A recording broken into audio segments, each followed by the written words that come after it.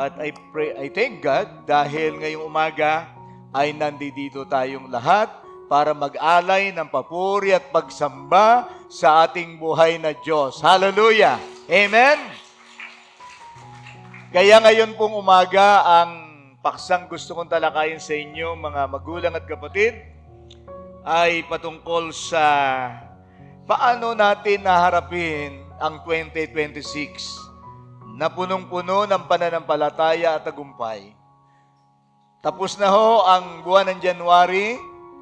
So, 11 months more to go ay Christmas na naman. So, advance Merry Christmas sa inyong lahat.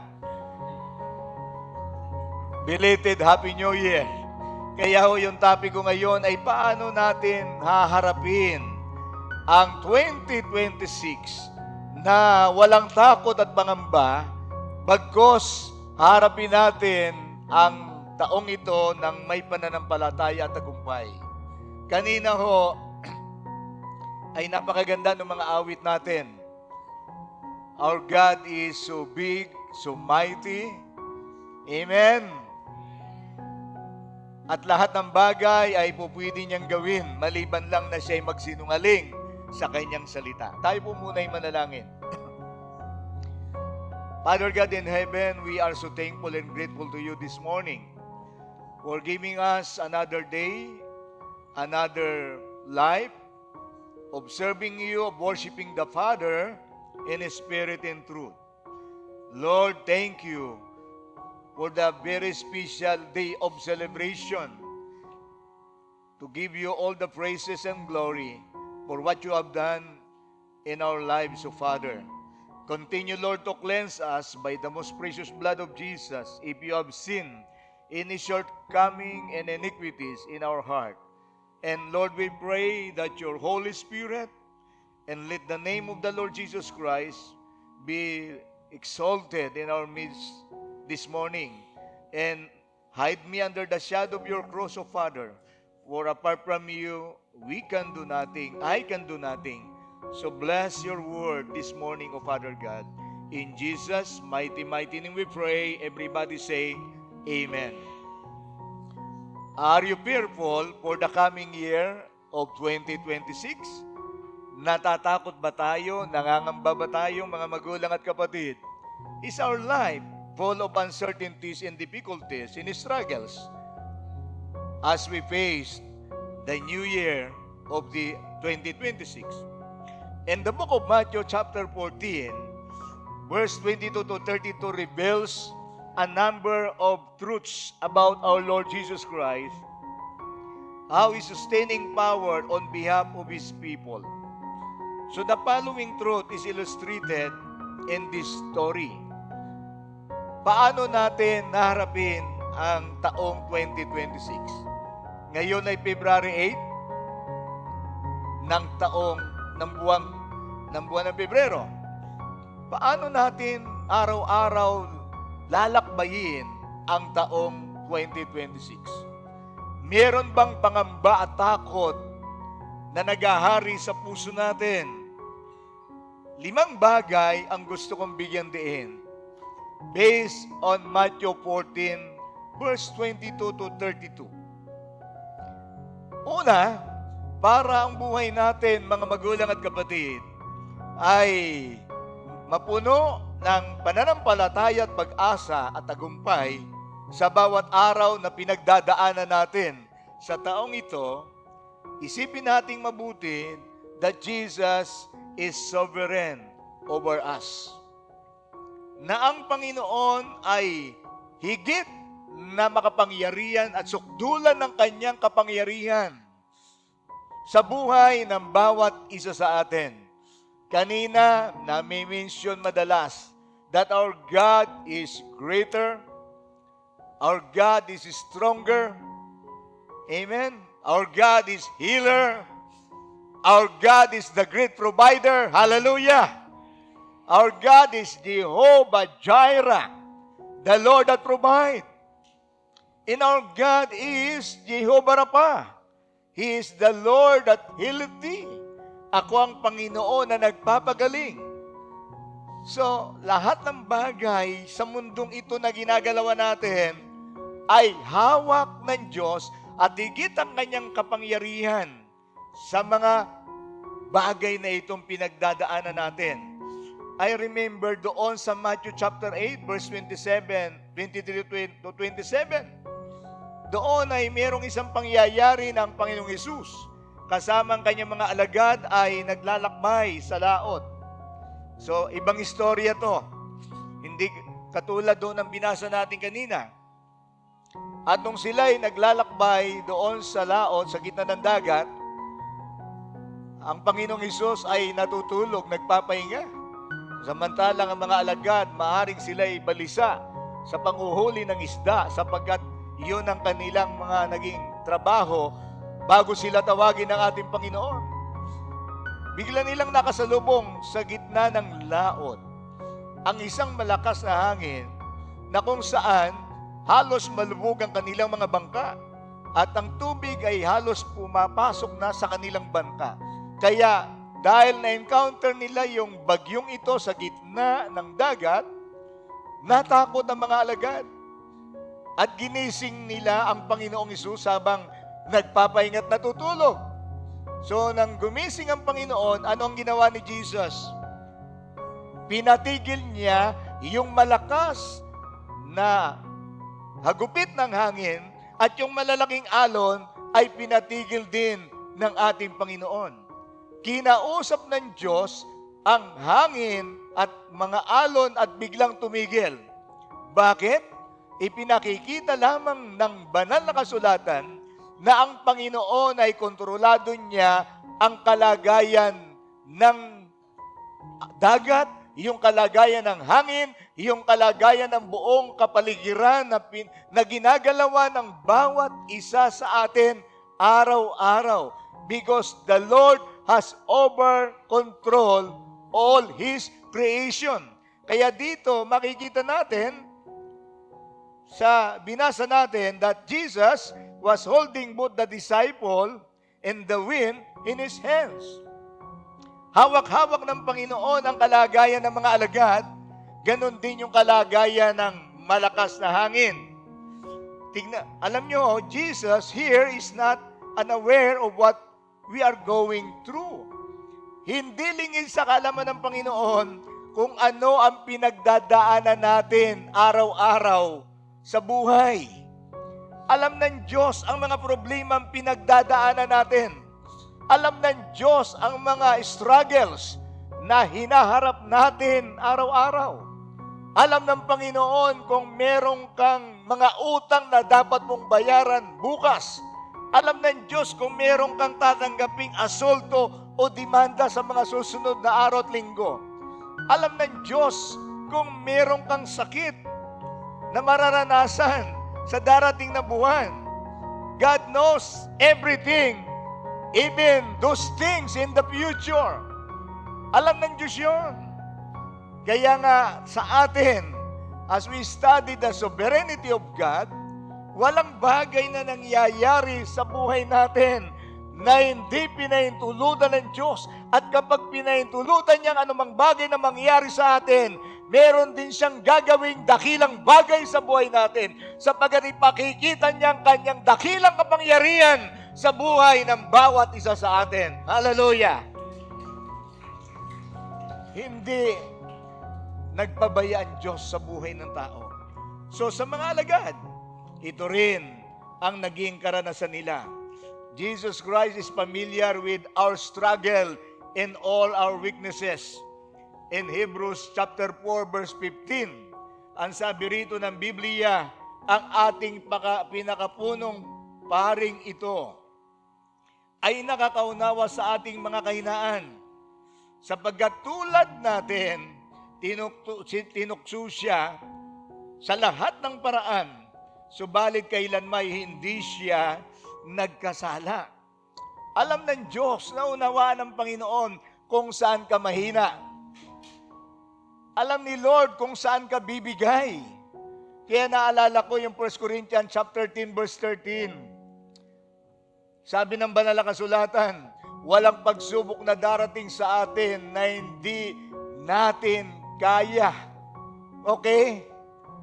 Walang pagsubok na darating sa atin na hindi natin kaya. Hallelujah! Ibig sabihin, kaya natin lahat ng pagsubok at problema haharapin natin ngayong 2026. At ang sabi ng Biblia, same verse, sapagkat ang Diyos ay tapat, na kapag dumating ang pagsubok sa inyo, gagawa siya ng paraan upang mapagtagumpayan natin ang mga pagsubok na pagdadaanan natin sa ating mga buhay. Imagine, gagawa ang Diyos ng paraan kung may pagsubok na dumating sa inyo para mapagtagumpayan natin. Ako, katatapos lang ng operation ko sa gallstone noong April 29, 2025. Kaya wala na akong abdo.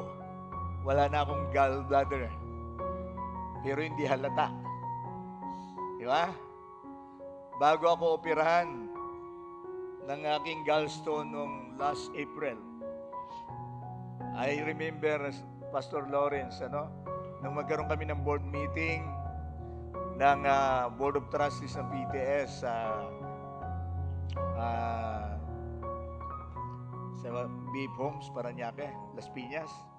Ano bang church yun? Bread from Heaven. And doon, ilang araw na lang, opera na ako. Tapos si Pastor Lawrence sabi niya, kailangan mo bilabin magpahinga after ng operation. Kasi may 2 pastor siyang kinukwento na matay pagkatapos ma-opera ng gallstone. Yung pastor na taga Dasmariñas, 2. Di ba?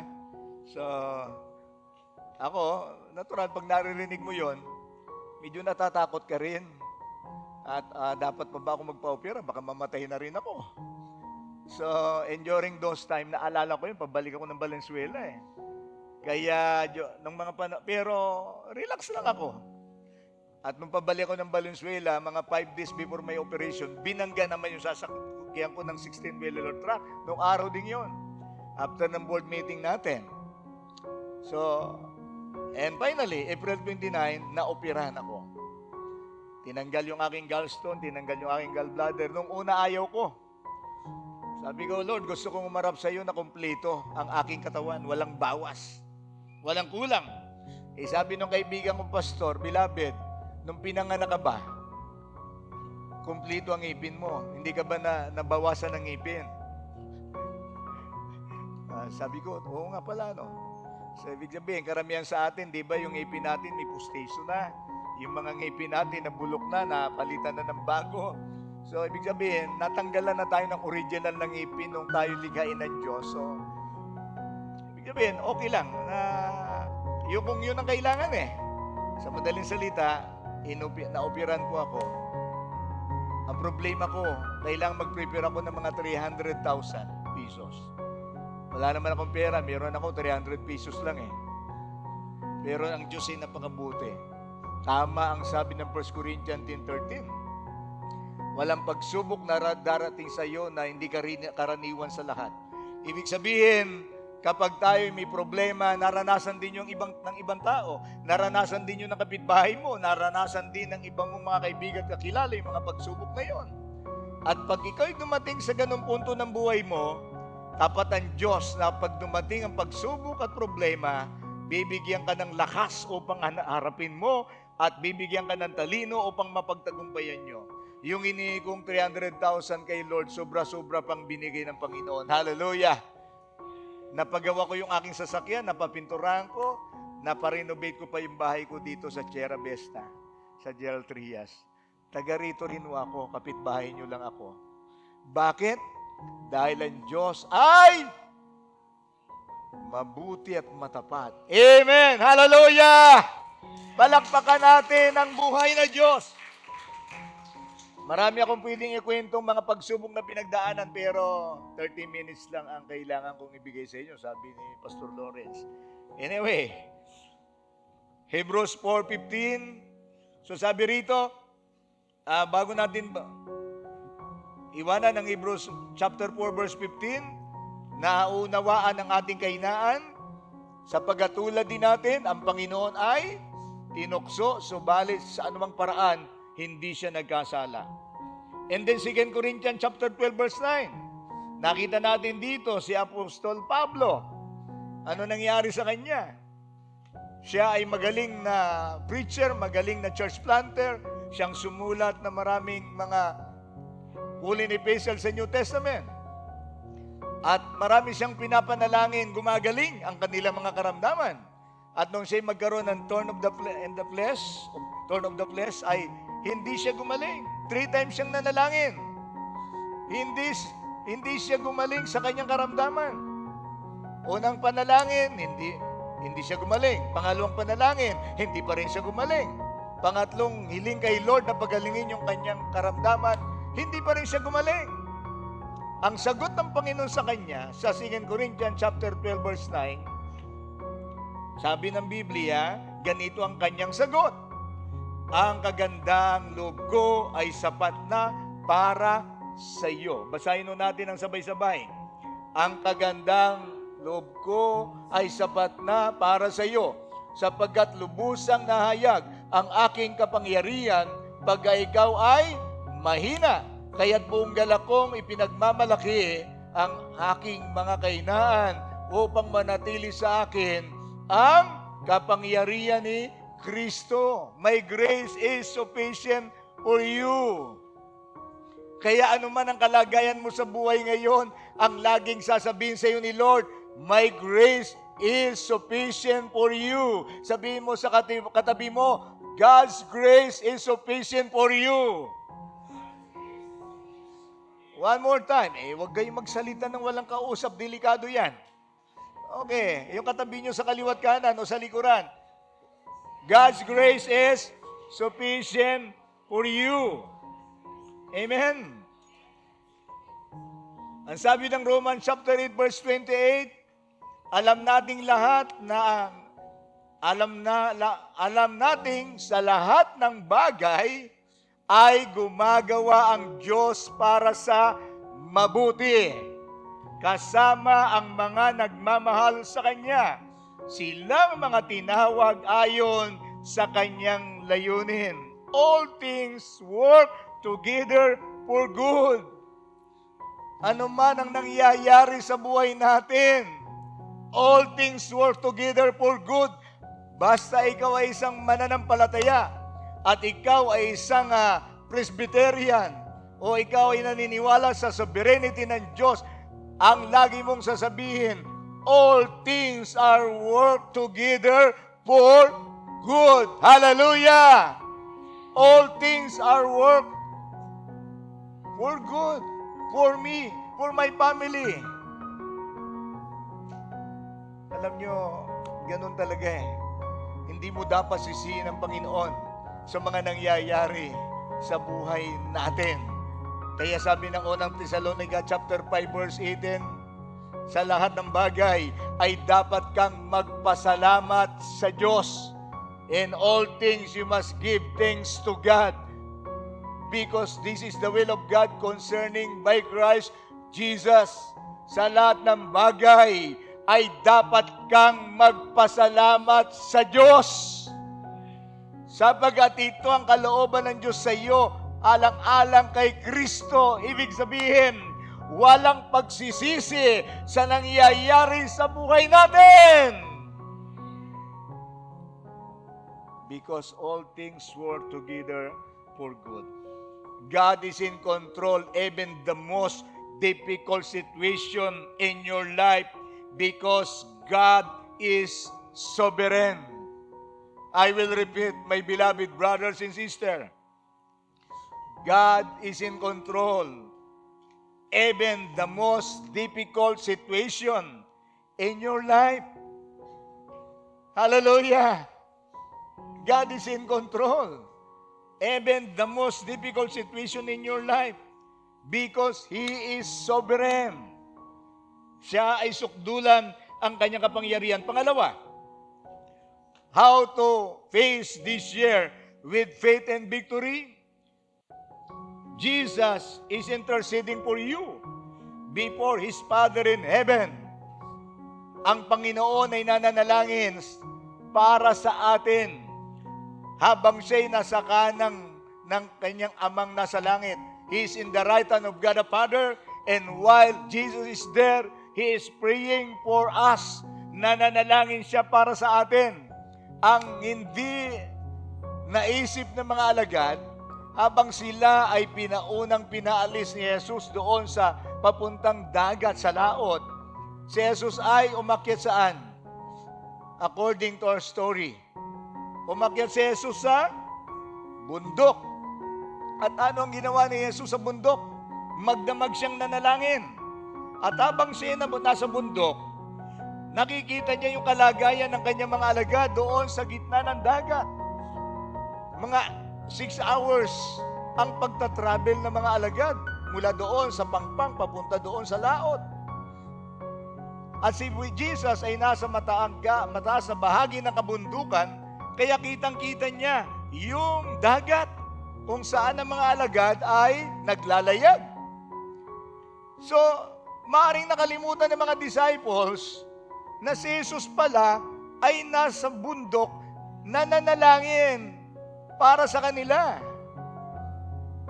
Kaya noong una na pinasok sila ng takot at pangamba. Mga magulang at kapatid, hindi nyo ba alam, araw-araw, nagpipray si Jesus para sa atin?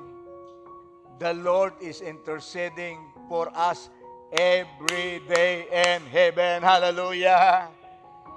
Pinagpipray ka lagi habang ikaw ay nasa kalsada at nagmamaniho ng sasakyan mo.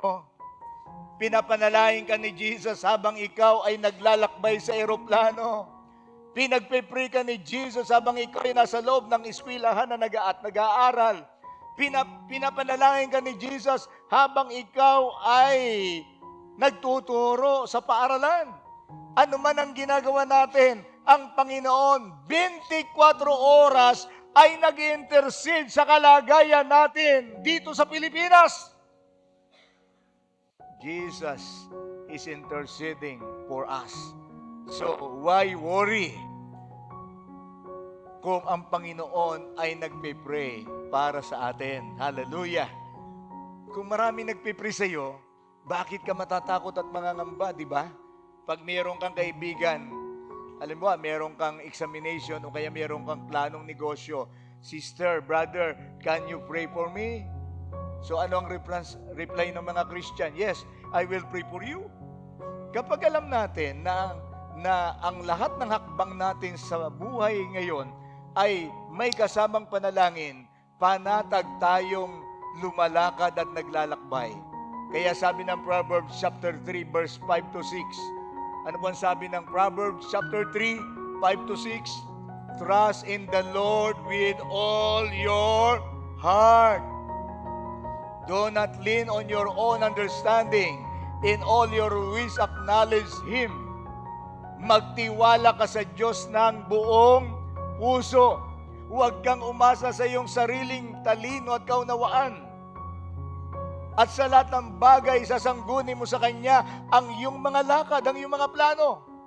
Ibig sabihin, pag ikaw bago humakbang at gumawa ng anumang bagay sa buhay mo, pag sinaman mo yun ng panalangin, it means you trust God for what is going to happen.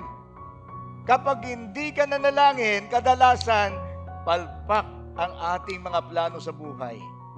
Kadalasan, bigo tayo sa ating mga pangarap. Hindi natin nararating ang gusto nating puntahan.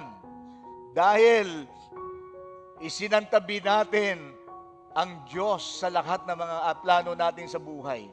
Kaya nga kapag alam mo na maraming nagpipray sa iyo, panatag ang buhay mo. Amen? Ibig sabihin, maraming nagmamahal sa iyo, maraming nagmamalasakit sa iyo, maraming nagnanais na gumanda ang kinabukasan mo. Kung ang nagpipray sa iyo ay kapwa mo mananampalataya, masaya ka. How much more kung ang nagpipray sa iyo ay walang iba kundi si Jesus ang gumawa ng langit at lupa. Hallelujah! Di lalong powerful ang prayer ni Jesus kung powerful ang prayer ng mga righteous person. Sabi niyang James chapter 5 verse 16, the prayer of the righteous person is powerful. Right. Tama. But I believe the prayer of Jesus is more powerful than our prayer. Glory to God. Masaya ka ba kung alam mong pinagpibre ka ni Jesus every day sa loob ng 365 days ng taong 2026? Just remember all the promises of God in the Bible. In Romans chapter 8 verse 31 to 32. Okay, ano pong mababasa natin? Masyadong maliit ang litra. Pero ang sabi rito, ano ang masasabi natin tungkol dito? Kung ang Diyos ay panig sa atin, sino ang makakalaban sa atin? Hallelujah! Iyon ang awit kanina ng mga music team. If God is for us, who can be against us? Amen. Kung ang Diyos ay kasama natin, kung ang Diyos ay kakampi natin, sino ang magtatagumpay laban sa atin? Walang magtatagumpay laban sa mga anak ng Diyos. Bakit? Dahil kakampi mo ang Diyos sa buhay mo. Hindi ka man kampihan ng mga kamag-anak mo. Wala mang kaibigan ang sumama sa iyo. Pero tandaan mo, kakampi mo palagi ang Panginoon. Hallelujah! At pag si Jesus ay kakampi mo, walang talo, lagi kang panalo! Wala ba tayong mga kamay dyan? Sa sugal, lagi kang talo. Amen? Sa loto, lagi kang talo. Pero kay Jesus, lagi kang panalo. Sabihin mo sa katabi mo, kay Jesus, lagi kang panalo. One more time. Kay Jesus, lagi tayong panalo. Ngayon ito ang maganda. Pangalawang verse, 32. Pakilakyan ng konti. Basahin natin. Verse 32. Kung ang sarili niyang anak ay hindi niya ipinagkait, sino yung sariling anak ng Diyos na hindi niya pinagkait? Jesus, John 3:16, for God so loved the world that He gave His only begotten Son.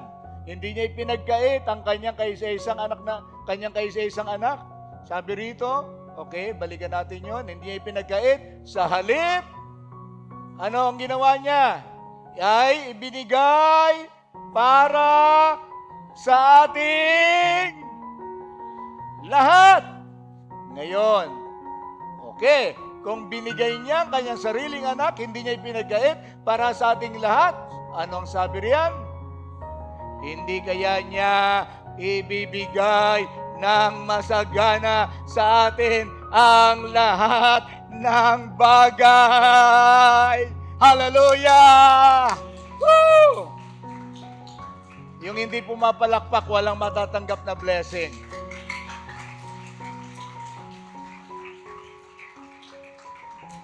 Para kasing hindi kayo na-convince sa salita ng Diyos eh. Di ba? Kung ang sarili niyang anak, ang tanging kayamanan ng Diyos Ama sa langit, ibinigay niya, sinugo niya dito sa lupa upang magkatawang tao.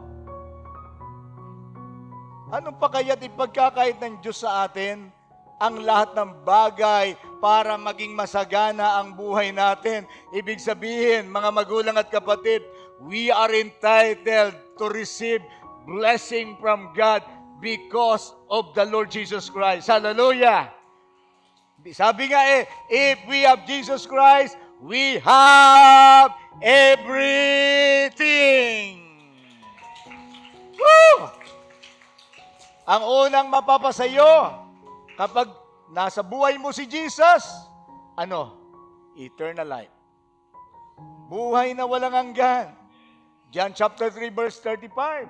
Ang sino mang kinaroroono ng anak ng Diyos ay may buhay na walang hanggan. Meaning to say, if Jesus is in your heart, if Jesus dwells in your heart, then you have eternal life. at ang hindi marunong sumampalataya sa anak ng Diyos ay walang bungay, subalit mananatili sa kanila ang galit at puot ng Diyos. So yun ang una nating tinanggap, eternal life. Kaya bang ibigay yon ng mga kaibigan natin? Kaya bang ibigay yun ni Mayor Ferrer, ni Mayor Barsaga? Kaya bang ibigay ni BBM ang eternal life? Hindi! Ang makapagbibigay lang ng eternal life sa atin ay walang iba kundi si Jesus. Hallelujah! Kaya lahat tayo rito ay mayroon ng eternal life. Amen? Hindi kayang bayaran ang buhay na walang hanggan. At kahit bilyonaryo tayo, hindi mo kayang bilhin ang kaligtasan. Simpleng-simple lang ang kaligtasan. Sumampalataya ka kay Jesus sa ginawa niya sa krus ng Kalbaryo, magkakaroon ka ng buhay na walang hanggan. Amen? And then susunod na lamang yung mga blessing na yan. Kalusugan ng katawan, kagalingan sa ating karamdaman, kasagutan sa ating mga panalangin, kalutasan ng ating problema. At ang sabi ng Romans 8:31, kung kakampi mo ang Diyos, sino ang maglalaban, ang magtatagumpay laban sa iyo? Praise God. Kakampi mo si Lord. Amen. Sabi mo sa katabi mo, kakampi mo ang Panginoon. Bakit ka natatakot? Bakit ka nangangamba? Dahil kakampi mo si Lord. Okay, ilang minuto na ba ako, Pastor, nagpipreach? Wala pa naman 30 minutes, ano? Okay, number 3. Jesus is present with you. Si Jesus ay lagi mong kasama. Matthew 14:27. Ang sabi po rito sa verse 27, ngunit nagsalita kaagad sa kanila si Jesus na nagsabi, laksan ninyo ang inyong loob. Ako ito. Huwag kayong matakot. So pangatlo, we can face our journey confidently because Jesus Christ is our strength. Kalakasan natin ang ating Panginoon.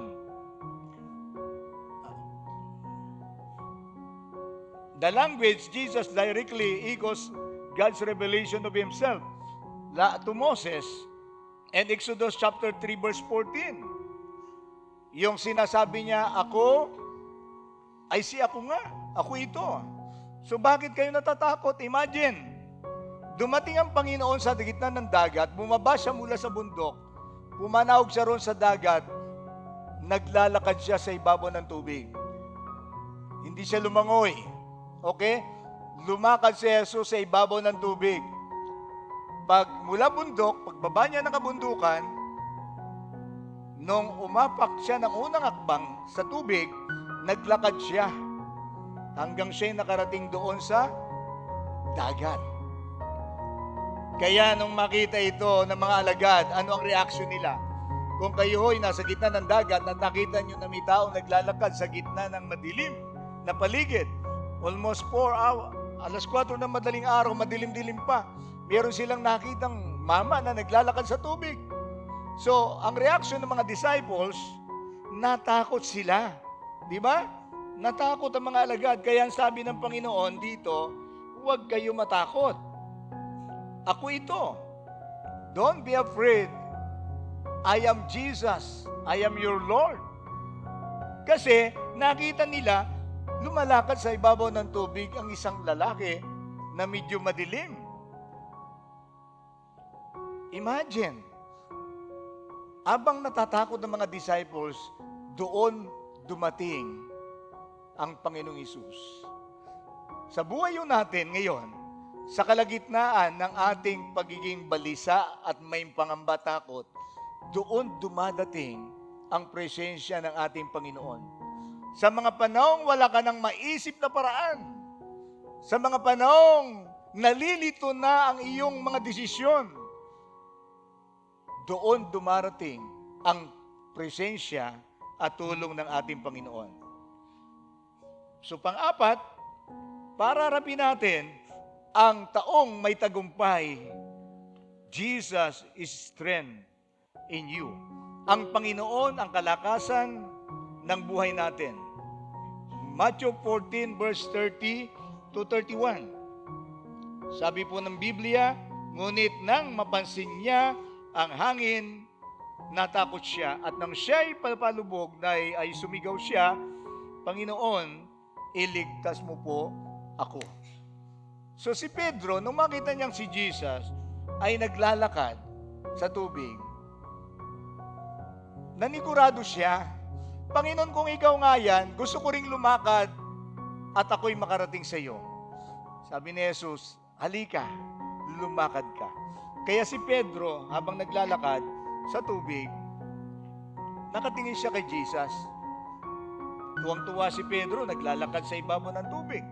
Kaya lang, nung makita ni Peter yung malalaking alon at malakas na ugong ng hangin, yung tingin niya ay inalis niya kay Jesus, ibinaling niya doon sa malalaking alon na paparating. Ano nangyari? Unti-unting lumubog si Pedro sa tubig. Anong ibig sabihin dito, mga kapatid?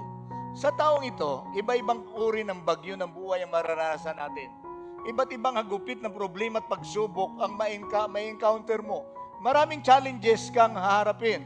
Hindi mo alam, ngayong February or March or April or May, before the year end of 2026, we are going to face different challenges and struggles in life. But always remember that God's presence is always available for us. Anytime, at every moment of our life, the Lord will strengthen us. As long as we put our faith and trust to Jesus, hindi tayo matatalo ng anumang problema at pagsubok. Si Peter, lumubog. Bakit? Kasi nawala na siya ng tiwala at focus sa kanyang pananampalataya. Ang tinignan niya, yung dumarating na malakas na unos ng hangin. Kaya siya unti-unting lumubog. Pero sabi niya, Lord, iligtas mo po ako. Ano ang ginawa ni Jesus? Iniligtas siya ng ating Panginoon. Ang panalangin niya ho'y 3 words lang. Ano yon? Lord, save me. Eh kung si Peter nagrosaryo pa, may sorrowful mystery, joyful mystery, ano bang ibang misteryo? Kung nanalangin siya ng 10 Aba Ginoong Maria, napupuno ka ng grasya. Kung nanalangin siya ng 10 Our Father, lumubog na siya, baka nilamon na siya ng pating bago siya niligtas ng Panginoon. So simple lang ang panalangin, Lord, save me! Anong nangyari? Instantly, automatic, niligtas siya ng ating Panginoon. Pag ang Diyos sumagot ng panalangin mo, hindi niya na patatagalin pa at huwag ka na rin manalangin ng mahaba at matagal para ka lang pakinggan ng Diyos. Simpleng panalangin. Basta punong-puno ng pananampalataya, pakikinggan ka ng Diyos. Hallelujah! Glory to God. Because Jesus is our strength. And last but not the least, Jesus is around you. Jesus is the peace around you. Si Jesus ang kapayapaan na nakapaligid sa iyo. In verse 32, ano bang mababasa natin dito? Nang makasakay na sila sa bangka, ay huminto na ang hangin. 33, sinamba siya ng mga nasa bangka at nagsabi, tunay na ikaw ang anak ng Diyos. Isipin niyo ho, nung naglalakad si Pedro sa tubig, malakas ang alon. Malakas ang hangin. Natakot lahat ng mga disciples. Pero nung si Jesus ay sumakay sa bangka, tumigil ang masamang panahon. Tumigil ang malalaking alon. Tumigil ang malakas na agupit ng hangin. Bakit? Sumakay si Jesus sa bangka ng mga alagad. Mga magulang at kapatid, isipin nating mabuti sa taong 2026. Bawat araw, bawat linggo, bawat buwan, bawat sandali, that Jesus is the peace around you. Ang Panginoon, ang kapayapaan sa paligid natin. Jesus is the Prince of Peace. Isaiah chapter 9 verse 6, binigyan siya ng pangalan na Prinsipe ng Kapayapaan. Ang sabi ng John chapter 16, verse 33, sa mundong ito ay mayroong kaguluhan. Subalit sabi ni Jesus, na pagtagumpayan ko ng sanlibutan, kapayapaan ang ibinibigay ko sa inyo, hindi katulad ng kapayapaan ng sanlibutan. Mga kapatid, kapag si Jesus ay sumakay sa ating bangka, kapag siya'y sumampa sa ating buhay, sa ating tahanan, sa ating pamilya, magkakaroon tayo ng kapayapaan. Amen.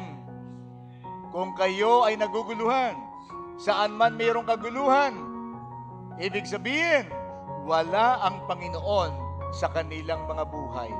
Wala ang Panginoon sa kanilang mga tahanan.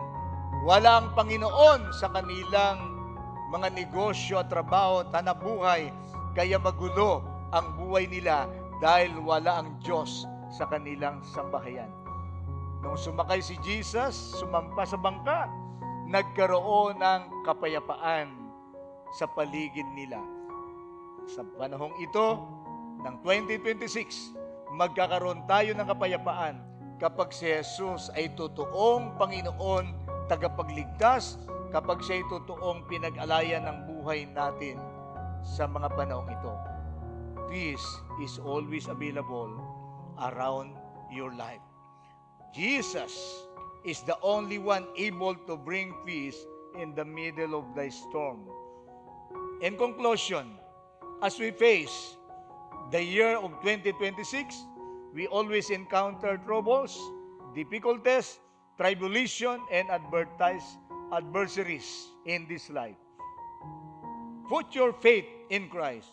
Let Him be the object of your faith and not the circumstances. Always remember these 5 biblical truths in the year of 2026. What is the number 1? Okay? Jesus is sovereign over you and your circumstances. Number 2, Jesus is interceding and praying for you before the Father. Number 3, Jesus is present with you wherever you go. Number 4, Jesus is your strength and not anything in yourself. And lastly, Jesus is the peace around you. Si Jesus ang kapayapaan na nakapaligid sa iyo palagi. Kung ang 5 ito ay ating ipapamuhay at magiging dala-dala natin sa taong 2026, tinitiyak ko ho, lagi tayong may tagumpay. Amen. Lagi tayong may kapayapaan. Lagi tayong may kagalakan. Magiging totoong Happy New Year tayo. Hindi punong-puno ng pangamba at takot. Hindi punong-puno ng pag-aalinlangan. Meron tayong assurance that Jesus is the peace around us. Tayo po'y manalangin.